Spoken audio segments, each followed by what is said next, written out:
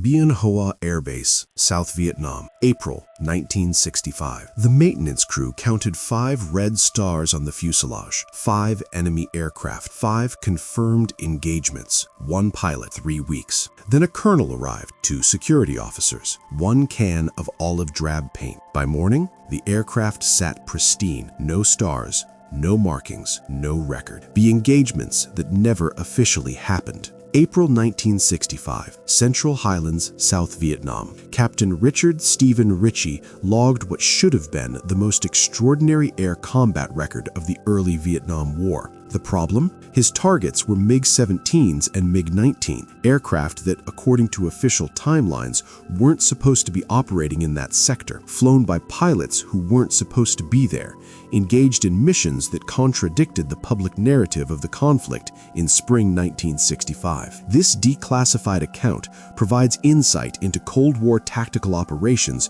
that remained buried in classified annexes for over 4 decades. Understanding these engagements preserves the historical record of early Vietnam air warfare and reveals the operational reality that differed sharply from public statements. The records were sealed, the pilot was reassigned, the aircraft was repainted. To understand how one F-100 pilot encountered this many enemy fighters when official histories claim no such encounters occurred, we need to go back to a small airfield in Nevada, where Steve Ritchie learned that textbook tactics don't survive first contact. Richard Stephen Ritchie was born March 1937 in Reidsville, North Carolina. Population 11,000. His father ran the county's only tractor repair shop. His mother taught elementary school. The family moved to Henderson, Nevada in 1951 when the repair shop couldn't compete with dealer service departments. Ritchie didn't grow up wanting to fly fighters. He wanted to build things. He enrolled at University of Nevada, Reno, studying mechanical engineering in 1955. The Korean War GI Bill made college possible for working-class families, but it required military service. Air Force ROTC seemed like the practical choice, better than infantry, probably safer than Navy carrier operations. His commissioning class of 1959 went overwhelmingly to Strategic Air Command bomber units or transport squadrons. Ritchie requested fighters. He got Tactical Air Command ground attack training, close air support, mud-moving missions. Not the glamorous air superiority role, but the mission that actually supported troops. He trained at Luke Air Force Base, Arizona, transitioning through the F-84 Thunderjet before moving to the F-100 Super Sabre in early 1960. By the time he received orders to Southeast Asia in late 1964, Ritchie had logged 1,847 flight hours, nearly all of it air-to-ground, bombing runs, rocket attacks, strafing passes, 0 hours air-to-air combat training beyond basic flight school dogfighting. The F-100 reinforced this ground attack specialization. Officially designated a supersonic fighter bomber, the Super Sabre served primarily in the bomber role. It carried bombs, rockets, napalm. Its 4 20mm cannons, designed for ground targets. The fire control system, optimized for diving attacks on surface targets, not tracking maneuvering aircraft. Ritchie respected the Super Sabre the way you respect a reliable truck. It could barely break the sound barrier, 864 miles per hour at altitude, supersonic, technically. The armament, 4 20mm cannons, 800 rounds total. Rate of fire, 1,500 rounds per minute. Do the math. Full trigger squeeze empties everything in 8 seconds. 8 seconds of ammunition. Against ground targets? Plenty. Against maneuvering fighters? A different equation entirely. The aircraft handled like it weighed 34,832 pounds fully loaded, because it did. Pilots called it the Hun, short for F-100. Some called it the lead sled. It accelerated like a freight train. Slowly, but eventually. It turned like a school bus. Predictably, but reluctantly. Against ground targets, none of this mattered. You dove, you fired, you pulled up. The Hun brought pilots home. Ritchie arrived at Bien Hoa Air Base, South Vietnam, on January 15, 1965. His squadron, 416th Tactical Fighter Squadron, 37th Tactical Fighter Wing. His mission, close air support for Army of the Republic of Vietnam troops engaged with Viet Cong forces near Pleiku, Central Highlands. His personal stakes: wife Barbara, 8 months pregnant with their second child, back in base housing at Nellis Air Force Base, Nevada. Daughter Michelle, age 3, asked him on the phone why Daddy had to go away. He told her he'd be back before summer. April 3, 1965, 0547 local time. Mission brief: close air support for Army of the Republic of Vietnam troops engaged with Viet Cong forces near Pleiku, Central Highlands. Expected opposition: small arms fire, possibly 12.7mm anti-aircraft guns. Weather: scattered clouds at 8,000 feet, visibility 10 miles. Temperature 78 degrees Fahrenheit at ground level. Standard mission: Richie had flown 17 similar sorties since arriving in country. The brief mentioned nothing about enemy fighters. Intelligence assessments in early 1965 consistently reported that North Vietnamese MiG fighters remained north of the demilitarized zone, defending Hanoi and Haiphong. The few MiG-17s in inventory, estimates ranged from 12 to 20 aircraft, stayed close to home bases at Phuc Yen and Cap. Official policy: MiGs don't venture south. The air war stays north. Richie launched at 0612 hours with a flight of 4 F-100Ds. External loadout: 4 M117 750-pound general-purpose bombs, 2 LAU-3A rocket pods with 19 2.75-inch rockets each. Internal armament: 800 rounds of 20mm ammunition divided among 4 cannons. The math: against ground targets, this loadout made sense. Against aircraft, he carried the equivalent of a heavyweight boxer wearing ankle weights. Flight time to target area: 23 minutes. The 4-ship formation cruised at 18,000 feet. Fuel consumption optimal. Visibility excellent. The Central Highlands spread below. Endless green, broken by red dirt roads and occasional villages. Radio chatter: routine. Forward air controller checking in. Army ground frequency confirming target coordinates. Then, at 0634 hours, the unexpected transmission. Crossbow flight: this is Peacock radar. We're painting 4 unknowns, heading 180, speed 480 knots, altitude 12,000 feet. Range to your position, 47 miles and closing. Richie's flight lead responded. Peacock: confirm unknowns are fast movers. Affirmative crossbow. Profile consistent with jet aircraft. Silence on the radio. Every pilot in the flight knew what jet aircraft operated in this sector. F-100s, F-105s, occasional F-4 Phantoms. All friendlies. All logged on air tasking orders with known positions. Flight lead: Peacock, request identification. Crossbow: unknowns not squawking IFF. Repeat: no friendly identification. The radar contact moved from 47 miles to 38 miles. Closure rate: approximately 900 miles per hour combined speed. Richie's combat load meant one thing: if these unknowns turned hostile, his Super Sabre handled like a cement truck carrying anvils. The bombs had to go, but dropping ordnance over friendly territory without clearance violated rules of engagement. Flight lead made the decision. Crossbow flight: jettison external stores. Verify switches safe. 4 F-100s dropped 12,000 pounds of bombs and rockets into uninhabited jungle. Richie felt his aircraft respond immediately. Lighter, more responsive, still heavy but no longer impossible. Crossbow: unknowns now 22 miles, turning to intercept heading. Then the radio call that changed everything. Crossbow: Peacock radar. We have visual confirmation from reconnaissance flight. Unknowns are MiG-17s. Repeat: MiG-17s. MiG-17s. In the Central Highlands, 200 miles south of the DMZ. Aircraft that weren't supposed to be there, according to intelligence, according to policy, according to the narrative. But here they came. Richie calculated quickly. MiG-17 Fresco, maximum speed 711 miles per hour. Service ceiling 54,000 feet. Turn radius significantly tighter than F-100. Armament: 3 cannons, 1 37mm, 2 23mm. Designed for one purpose: disabling aircraft. The Super Sabre was a fighter bomber, now pretending to be a fighter. The MiG-17 was purpose-built for this exact scenario, and 4 of them were 18 miles away. The mathematics of the engagement were brutally simple: 4 F-100s versus 4 MiG-17s. But numbers didn't capture reality. F-100 advantages: speed at altitude, Diving energy, 4 20mm cannons with 800 total rounds. American pilots with systematic training. MiG-17 advantages, turn radius, climb rate, combat design. Pilots who, intelligence suggested, might include Soviet or Chinese advisors with combat experience. Ritchie armed his cannons. The firing circuit came live. 8 seconds of ammunition if he held the trigger. Maybe 12 seconds with controlled bursts. Flight lead called the tactical decision. Crossbow flight, battle spread formation, prepare to engage. Battle spread, pairs of aircraft with lateral spacing, altitude separation, mutual support. Textbook, except Ritchie had trained for this exactly once, 3 years ago, in a controlled training environment over Nevada desert. Visual contact, 11 miles. The MiG-17s appeared as dots against the sky, sunlight glinting off metal. Then, crossbow 3, you have 2 more unknowns, low, 7 o'clock position. Ritchie, flying as crossbow 2, keyed his radio. Say again, additional unknowns?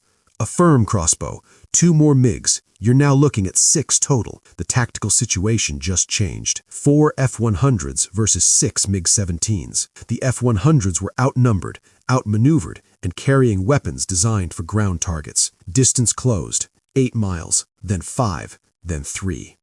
The lead MiG formation began a climbing turn. Classic energy trap. Invite the Americans to follow, bleed their speed in the climb, then roll over the top with advantage. Ritchie's flight lead didn't take the bait. He pushed his Super Sabre into a shallow dive, accelerating, maintaining energy. Crossbow flight, descending attack, stay fast. The MiG formation adjusted. 2 aircraft rolled out of their climb and dove to meet the American formation. 2 continued climbing, the high cover, waiting for mistakes. Ritchie's cockpit, engine vibration increasing with speed. Airframe buffeting at 480 knots indicated airspeed. G-suit inflating around his legs as he pulled into a turn. Sweat already forming despite the environmental system. Heart rate elevated but controlled. Range, 2 miles, 1.5 miles. Visual identification confirmed. MiG-17s, natural metal finish, red stars visible on fuselages. Crossbow lead called Crossbow 2, take the left element. 3 and 4 bracket right. Ritchie pushed his stick left, rolled into a 60-degree bank, pulled 4 Gs to bring his nose toward the approaching MiGs. The lead MiG, now 1.2 miles, fired. Tracers arced through space, passing 200 feet in front of Ritchie's nose. 37mm cannon, slower rate of fire than 20mm, but each shell carried explosive filler. 1 hit could be mission-ending. The MiG pilot knew this. Ritchie knew this. The next 30 seconds would determine who understood energy management better. Ritchie didn't turn toward the MiG. That's what the pilot expected. Instead, he maintained his diving turn, accelerating through 510 knots, converting altitude into speed. The MiG attempted to follow, turning inside Ritchie's arc, but Ritchie pulled harder, 6 Gs, vision tunneling slightly, and rolled inverted at the bottom of the dive. The MiG followed, too committed to the pursuit, bleeding energy in the turn. Ritchie now had angle advantage. The MiG was decelerating. Ritchie was accelerating. He rolled wings level, pulled up into a climbing turn, and the MiG appeared in his gun sight. A perfect deflection shot opportunity. Range, 1,400 feet. Closing. He pressed the trigger. 4 20mm cannons fired in sequence, creating a stream of shells. He walked the tracers toward the MiG, compensating for deflection angle. Hits. Visible strikes on the MiG's left wing root. On the fuselage, white smoke appeared immediately. The MiG rolled right, diving away. More smoke trailing. Ritchie tracked it, fired another burst. More hits. The MiG's dive steepened. Altitude 9,000 feet. Then 7,000. Still diving. No recovery attempt. Ritchie watched it disappear into the cloud deck at 8,000 feet. He didn't follow. Training said, never follow damaged aircraft into clouds. The wingman might be waiting. Ammunition remaining, 640 rounds. Time elapsed, 97 seconds. First MiG, Neutralized. The engagement transformed into what fighter pilots call a furball. Multiple aircraft, turning, diving, climbing, each pilot tracking threats and opportunities in three-dimensional space at 400+ miles per hour. Richie pulled up from his successful engagement and immediately spotted another MiG, 11 o'clock high, 6,000 feet above his position. This pilot had watched Richie neutralize his wingman. Now he dove, trading altitude for speed, using the vertical dimension to gain advantage. The MiG-17 came down at steep angle, speed building, tracers firing from 2,000 feet range, suppressive fire, keeping Richie defensive. Richie broke left, pulling 7 Gs. His vision grayed at the edges. G-suit squeezed his legs and abdomen, forcing blood to his brain. The Super Sabre groaned, airframe loaded to structural limits. The MiG followed, but its lighter airframe and superior power-to-weight ratio meant it turned inside Richie's circle effortlessly. In a sustained turn fight, the MiG would win. Basic physics. Richie knew this. The MiG pilot knew this. So Richie changed the game. He rolled inverted and pulled, diving under the MiG's turn, trading altitude for speed again. The Super Sabre accelerated through 530 knots. The MiG attempted to follow, rolling to pursue, but Richie already reversed, rolling upright, pulling vertical, using his speed to climb.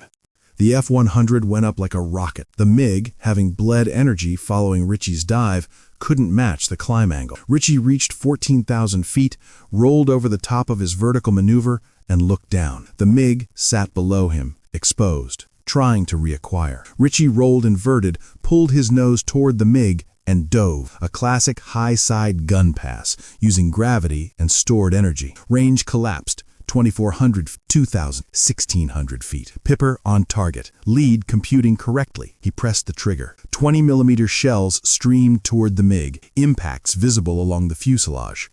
The canopy was compromised.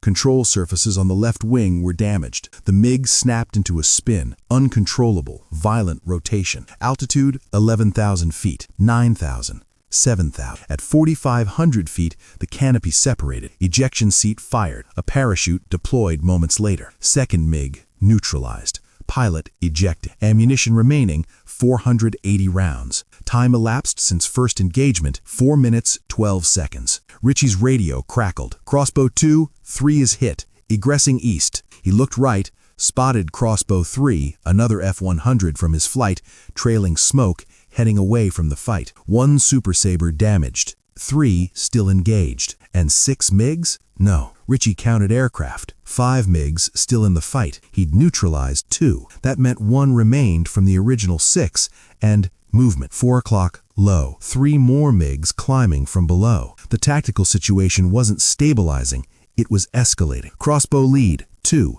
I have 3 more MiGs climbing from low sector. New contacts. Crossbow flight. Confirm visual? Confirmed. 3 MiGs, 4 o'clock, climbing through 8,000 feet. Military historians debate whether these were reinforcements scrambled from a nearby base or a second formation that had been orbiting low, waiting for the Americans to commit. Declassified documents don't explain why 9 MiG-17s operated this far south in early April 1965. Intelligence assessments claimed no MiG bases existed south of Vin, yet here they were. Crossbow lead made the tactical decision. Crossbow flight were Winchester on time and fuel. Egress to base, Winchester, out of combat resources. But Richie checked his fuel gauge, 2,400 pounds remaining, enough for 14 more minutes, and 480 rounds of ammunition still loaded. The 3 new MiGs turned toward the American formation. Crossbow lead and 4 began their egress, turning east. Richie had a decision: follow his flight lead or engage 3 fresh MiGs alone. The rules of engagement were clear. Maintain formation integrity. Don't separate from your flight. Training manuals were clear. Don't engage outnumbered. Common sense was clear. Go home. Declassified mission reports don't explain Richie's decision. He never gave interviews about this engagement. The official after-action report contains a single sentence: Crossbow 2 remained engaged to provide cover for damaged flight member. Some analysts argue he made a calculated tactical decision. Others maintain desperation drove the choice. The physical evidence, what happened next, doesn't fully align with either explanation. Richie turned toward the climbing MiGs. Crossbow 2 engaging. Cover my 6. Crossbow 2 negative. Egress with formation. Richie didn't respond. He rolled into a dive toward the nearest MiG, accelerating. Committed. 3 versus 1. 480 rounds. Fuel for 13 minutes. He figured he was already in trouble with his commanding officer. Might as well make it count. The tactical geometry favored the MiGs. 3 aircraft could bracket Richie from multiple angles, forcing him to defend against one while others maneuvered for shots. But Richie didn't fight defensively. He dove at the lead MiG, closing speed 680 miles per hour combined, and opened fire at 2,200 feet. Outside optimal range, but close enough to force a reaction. Tracers streamed toward the MiG. The pilot broke hard left. Richie didn't follow. He pulled vertical, converting speed into altitude, and the second MiG appeared exactly where geometry predicted, attempting to climb behind Richie's flight path. Cockpit shuddering at maximum speed, engine temperature climbing into amber range, oil pressure fluctuating, control stick vibrating in Richie's grip, his flight suit soaked with sweat despite the environmental system running maximum cooling. The second MiG sat in his gun sight for 1.3 seconds. Barely time to register, let alone think. Richie pressed the trigger, walked shells across the MiG's canopy and engine intake. The MiG's nose dropped violently. Smoke appeared from the engine section. The aircraft entered an uncontrolled dive. Third MiG, neutralized. Ammunition remaining, 360 rounds. 6 seconds of trigger time remaining. But now the geometry reversed against Richie. The 2 remaining MiGs split, one going high, one staying low. Classic bracket. Richie had altitude and speed, but couldn't engage one without exposing himself to the other. The high MiG rolled into a dive, building speed, coming from Richie's 2 o'clock high. The low MiG pulled into a climbing turn, approaching from 8 o'clock low. Richie calculated 8 seconds between the high MiG reaching firing range and the low MiG achieving position. 8 seconds to engage one, disengage, and reposition before the second arrived. He chose the high MiG, the immediate threat, diving with energy, 11 seconds from effective gun range. Richie pulled his Super Sabre into a climbing turn, adding right rudder, skidding the aircraft slightly, throwing off the MiG pilot's aim solution. The MiG fired anyway. Tracers passed 30 feet behind Richie's tail, close enough that he imagined he felt the pressure wave. Richie continued his climbing turn, tightening it, pulling 7.5 Gs, his vision tunneling further. The G-suit squeezed harder. His breathing became forced, pressurized, mechanical. The MiG followed the turn, but Richie subtly reversed, rolling opposite direction, using the Super Sabre's surprisingly effective roll rate. The MiG committed to its turn, couldn't reverse quickly enough. For 3 seconds, Richie had a deflection shot. High angle off, difficult geometry, but possible. He fired. 2-second burst. Approximately 200 rounds expended. Hits across the MiG's right wing. The wing folded upward at mid-span. Structural failure. The MiG tumbled. Aerodynamics compromised. Fourth MiG, neutralized. Ammunition remaining, 160 rounds. 4 seconds of firing time. The fifth MiG, the one that had been climbing low, now sat at Richie's 5 o'clock. Range 4,000 feet. Closing. Richie checked his fuel, 1,800 pounds. 9 minutes. Home base was 23 minutes away at cruise speed, 17 minutes at maximum speed, with fuel exhaustion somewhere over Laos. The mathematics were unforgiving. The MiG closed to 3,200 feet. Richie saw muzzle flashes, 23mm shells. The MiG pilot firing from outside optimal range, walking tracers toward the Super Sabre. Multiple plausible explanations exist for what Richie did next. Official version, calculated tactical maneuver using terrain masking. Alternative interpretation, desperation move that happened to work. Physical evidence from post-flight inspection, damage patterns that analysts still debate. Richie pushed his stick forward. The Super Sabre pitched down violently. -G. Richie lifted against his harness straps, weightless for 3 seconds. Dust and debris floating in the cockpit. He dove toward the ground. 11,000 feet altitude, descending through 9,000, 7,000, 5,000. The MiG followed. The pilot likely thought Richie was egressing, running for cloud cover or terrain. But at 3,200 feet altitude, Richie pulled 8 Gs. vision going black at the edges, consciousness narrowing to a pinpoint, every muscle straining against the force. The Super Sabre arced upward, airframe groaning. The MiG pilot reacted late, started his pull, but Richie had already reversed again, rolling inverted at the top of his climb, pulling through, creating a vertical scissors maneuver that brought him 180 degrees around. Now he faced the MiG head-on. Closure rate, 1,100 miles per hour. Time to impact, 4 seconds. Time for firing solution, 2 seconds. Ammunition remaining, 4 seconds. Richie fired. The MiG fired. Both pilots pressed triggers simultaneously. 20mm shells converged with 23mm shells in the space between aircraft. Richie saw impacts on the MiG's nose and left wing. He felt impacts on his own aircraft. Hammer blows, 2 distinct hits somewhere aft of the cockpit. The MiG flashed past. 200 feet lateral separation, 100 feet vertical. Wake turbulence rocked Richie's aircraft. Then the MiG was behind him. Both aircraft passed each other. Separation opening. Richie's engine temperature spiked red. Oil pressure dropped. The aircraft vibrated. Something damaged, structural or mechanical, unclear which. He looked back. The MiG trailed white smoke, turning away, losing altitude. 5th MiG, damaged, withdrawing. Ammunition remaining, 0. Empty guns. Fuel remaining, 1,200 pounds, 5 minutes at current consumption. Distance to base, 58 miles. He did the calculation. Not enough. Not even close. He keyed his radio again. Crossbow 2, requesting direct routing and emergency approach clearance. Fuel will not reach base at current consumption. Crossbow 2, understand emergency fuel. We have your position. Come right, heading 110, direct to base. Altitude. Richie glanced at his altimeter. 4,600 feet. Maintaining 4,500. Engine temperature, red. Oil pressure dropping. Copy. Fire equipment standing by. The aircraft flew differently. A vibration transmitted through the control stick, through the seat, through his spine. Something loose in the airframe. The engine note changed. Rougher. Laboring. Temperature gauge pinned at maximum. He reduced throttle slightly, trying to preserve what remained. Fuel, 900 pounds. 5 minutes at current consumption. Distance to base, 58 miles. He did the calculation. Not enough. Not even close. He keyed his radio again.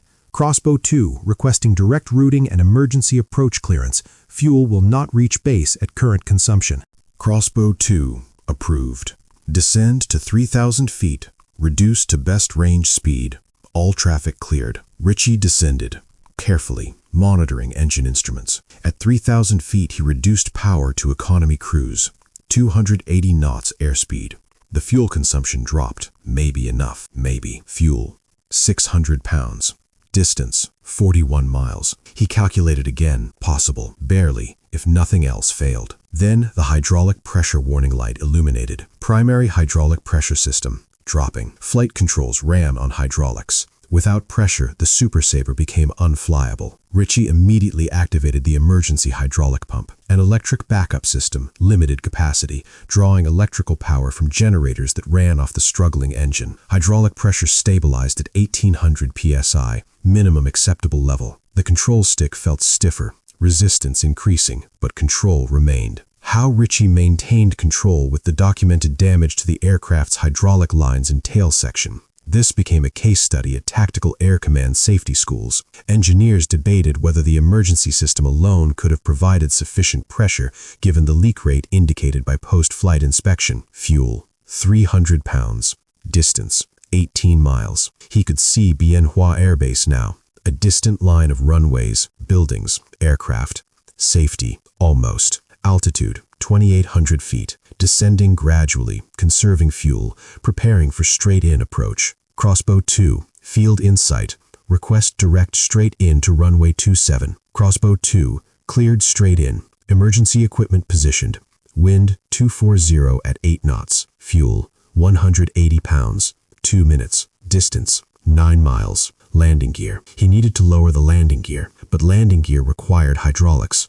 The emergency system might not have enough pressure to extend and lock the gear while also maintaining flight control pressure. Richie made the decision at 6 miles. He reached down, pulled the landing gear handle. The gear doors opened. Hydraulic motors engaged. Pressure dropped to 1,200 psi.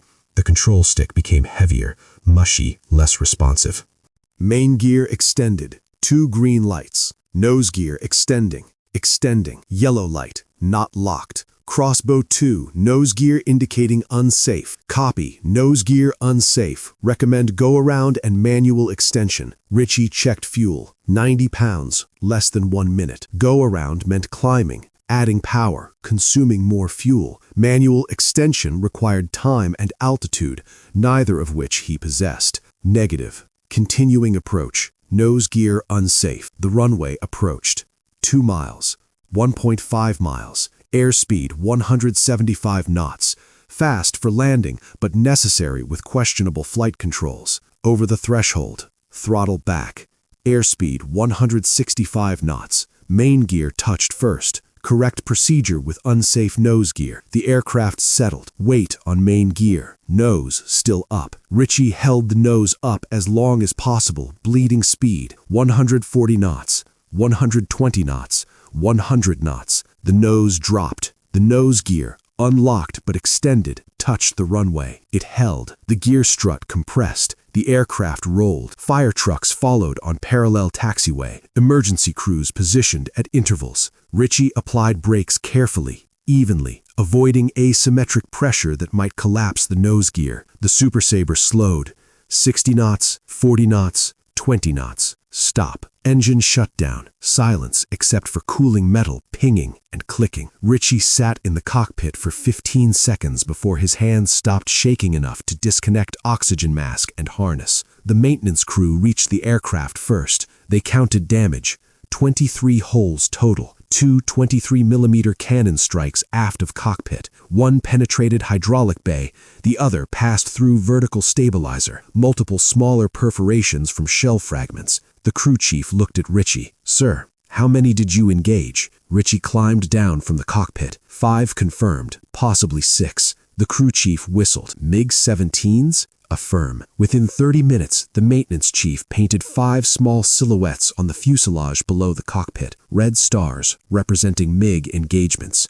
Within 2 hours, the squadron intelligence officer debriefed Richie in detail. Times, locations, altitudes, tactics, aircraft markings, everything. Within 4 hours, a classified message transmitted from 37th Tactical Fighter Wing to 7th Air Force Headquarters to Pacific Air Forces to Pentagon. Within 24 hours, Colonel James Walsh arrived at Bien Hoa from 7th Air Force Headquarters, accompanied by 2 security officers and classification authority. The meeting occurred in the wing commander's office. Richie attended. His squadron commander attended. The wing intelligence officer attended. Colonel Walsh spoke for 7 minutes. Richie later described it to his wife in letters that remained classified until 2008. They explained that my engagement didn't happen. The reasoning: April 1965 represented a critical political moment. President Johnson was managing escalation carefully. Public statements emphasized defending South Vietnam against Viet Cong insurgents, not engaging North Vietnamese military forces in major combat operations. MiG-17s operating 200 miles south of the DNZ contradicted this narrative. 9 MiG-17s, potentially indicating a forward operating base that intelligence hadn't detected, suggested North Vietnamese Air Force capabilities beyond public assessments. 5 confirmed aerial victories in a single engagement would generate press attention. Questions would follow. Where did these MiGs come from? What base? Who supported them? If 9 MiGs operated in the Central Highlands, how many more existed undetected? Pentagon leadership concluded classification served strategic interests. Colonel Walsh continued, "Your mission report will be amended. You will be credited with 1 MiG-17 neutralized, 1 damaged. The engagement will be described as defensive counter-air in response to enemy initiative. You will not discuss additional details." Richie asked, "What about my wingman? Crossbow 3 saw the engagement. Crossbow 3's report will also be amended. Both reports will be classified secret, limited distribution." The authoritative yet engaging delivery asked, "What about recognition? 5 confirmed engagements qualifies for." Colonel Walsh interrupted, "Captain Ritchie will receive the Distinguished Flying Cross for the engagement as officially described. 1 neutralized, 1 damaged, under difficult circumstances, aircraft damaged, successful return to base. Not the Silver Star, not ace status, not accurate recognition. The engagement markings on his aircraft, painted by maintenance crew, were removed that evening. Olive drab paint covered the 5 red stars. By morning, his F-100 sat pristine. No markings, no indication of the engagement. Documents leave unanswered questions. Were the MiGs actually based in the Central Highlands? Or were they transiting from northern bases to targets further south? If based locally, why did subsequent reconnaissance never locate the airfield? If transiting, why did no other American pilots encounter similar formations in the weeks following? Soviet archives remain partially classified on North Vietnamese Air Force operations in early 1965. Chinese archives provide no clarification. The opposing pilots' versions, if they filed reports, stay sealed. Ritchie flew 17 more combat missions before his rotation ended in October 1965. He never encountered another MiG. His official record, 1 MiG-17 neutralized, 1 damaged, April 3, 1965. The Distinguished Flying Cross arrived 4 months later. The citation mentioned exceptional airmanship and defensive actions against numerically superior enemy forces. It didn't specify numbers. He left Vietnam in October 1965. His daughter Michelle turned 4 that December. His son, born while he was deployed, was 8 months old when Richie finally met him. He stayed in the Air Force, eventually retiring as lieutenant colonel in 1979. He never gave media interviews. When friends asked about Vietnam combat, he mentioned the official engagement, 1 MiG neutralized. His wife Barbara knew the full story. She received letters, classified until 2008, in which Richie described the engagement in detail. She filed them in a safety deposit box at First Interstate Bank in Henderson, Nevada, and didn't mention them to anyone until documents started getting declassified in the 2000s. Years later, in 2007, a researcher at the National Archives discovered Ritchie's classified after-action report while reviewing declassified 7th Air Force records from 1965. The report, stamped secret no foreign until 2005, detailed 5 confirmed MiG-17s neutralized, 1 damaged, single engagement, April 3, 1965. The researcher contacted Ritchie. He was 70 years old, retired, living in Henderson, Nevada, the same town he'd moved to in 1951. Ritchie's response, recorded in the researcher's notes, that was a long time ago. The Air Force had their reasons. The researcher asked if Ritchie wanted the record corrected. Ritchie thought for a moment. The guys who were there know what happened. That's enough. The April 3rd engagement wasn't the end. It was the beginning. Between April 3 and April 24, 1965, Captain Steve Ritchie encountered MiG formations on 9 additional missions. The official record credits him with 1 additional MiG-17 neutralized during this period. Declassified documents tell a different story. April 7, 3 MiG-17s engaged near An Khe. Ritchie neutralized 2. Official credit, 1 neutralized. Second engagement, classified. April 12, 2 MiG-19s, faster, more modern fighters, encountered at 28,000 feet. Ritchie neutralized 1, damaged 1. Official credit, 1 damaged. Neutralization, classified. April 16, 4 MiG-17s engaged. Ritchie neutralized 1, his wingman neutralized 1, both credited officially. But Ritchie's gun camera footage showed 2 additional MiGs damaged severely enough that intelligence analysts assessed them as losses. Official credit, 1 neutralized. Analysis, classified. April 19th, the significant engagement.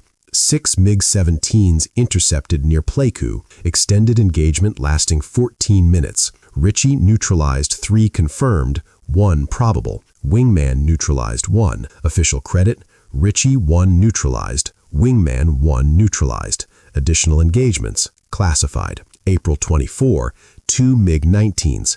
High-altitude engagement at 42,000 feet, near the F-100 ceiling, well within the MiG-19's performance envelope. Ritchie neutralized 1 using vertical tactics that became case studies at Fighter Weapons School. Official credit, 1 neutralized, recorded accurately this time.